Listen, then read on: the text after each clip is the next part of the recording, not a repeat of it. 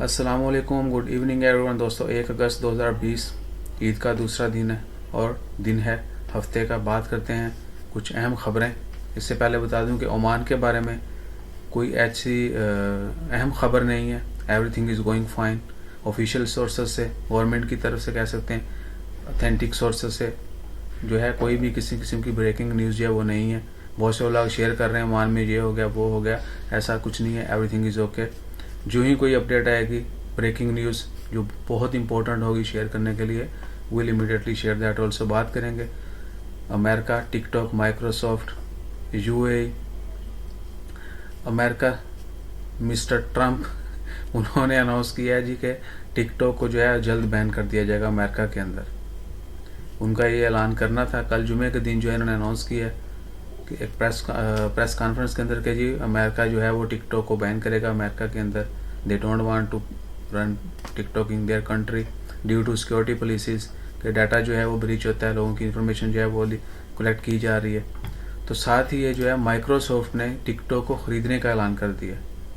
Microsoft आपको पता होगा, बिल गेट्स का पता होगा। माइक्रोसॉफ्ट दुनिया की एक जानी मानी एक कंपनी है, बहुत बड़ा नाम है टेक्नोलॉजी में, स्पेशली आईटी में। उनका सालाना रेवेन्यू जो है सिर्फ वो अपने विंडो के लाइसेंस और माइक्रोसॉफ्ट ऑफिस के लाइसेंस जो है वो बेच के 143 बिलियन 143 बिलियन अरबों रुपया जो है वो सिर्फ एक प्रोडक्ट से, लाइसेंस से वो वसूल करते हैं। जबकि बहुत ज़्यादा लोग जो हैं वो फेक जो है वो भी यूज़ करते हैं, यानी क्रैक्स वगैरह यूज़ करते हैं।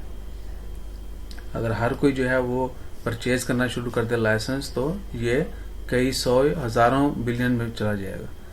लेकिन जितने सेल होते हैं उसके मुताबिक 143 बिलियन की सालाना जो उनके लाइसेंस सेल होते हैं। तो उन्होंने जो है वो अपनी ख्वाहिश का इजहार किया कि वो अमेरिका में टिकटॉक जो है वो परचेज करना चाहेंगे। टिकटॉक है किसका? बाइट डांस कंपनी का नाम है, बाइट डांस। उनकी प्रोडक्ट है टिकटॉक। मोस्टली लोगों को नहीं पता होगा कि बाइट डांस जो है वो टिकटॉक का ऑनर है। सो माइक्रोसॉफ्ट जो है वो विलिंग है अमेरिका के अंदर जो है टिकटॉक का पूरा प्लेटफॉर्म जो है वो अमेरिका में वो बाय करेंगे और वही डील करेंगे। इट मीन के जो डाटा है वो वहीं पर रहेगा, चाइना में नहीं जाएगा।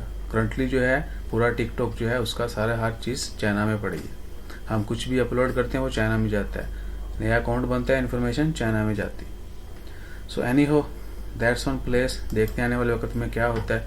उसके बाद UAE, United Arab Emirates, Dubai जो है वो अरब में पहला मुल्क बन गया है जो न्यूक्लियर सोर्सेज से जो है वो एनर्जी हासिल करेंगे।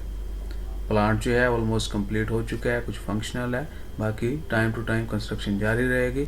लेकिन फर्स्ट न्यूक्लियर एनर्जी सोर्सेज जो है वो उन्होंने शुरू कर दिए हैं, यानी न्यूक्लियर पावर से पावर जो है वो एनर्जी जो है वो प्रोड्यूस होना शुरू हो गई और अरब में पहला मुल्क है। Congratulation to them. दुआ करेंगे कि बाकी ममालिक जो हैं वो भी मज़ीद तरक्की करें। और इससे पहले यूएई ने जो है वो मार्स मिशन वो स्टार्ट किया। रॉकेट जो है वो रिसेंटली मार्स के लिए भेजा है। वो चंद महीने के बाद जो है मार्स पे उसकी लैंडिंग होगी। Then will see how the condition there. उसके बाद जो खबर है वो है जी यूएई की है। उन्होंने वार्निंग दी है तुर्की को। यूएई वार्न तुर्की के वो यूएई के मामलात में या अरब के मामलात में जो है वो दखलंदाजी मत करें। अरब और तुर्कों की हिस्ट्री जो है बहुत पुरानी है। सल्तनत उस्मानिया और अरब जो है इनकी बहुत पुरानी हिस्ट्री है।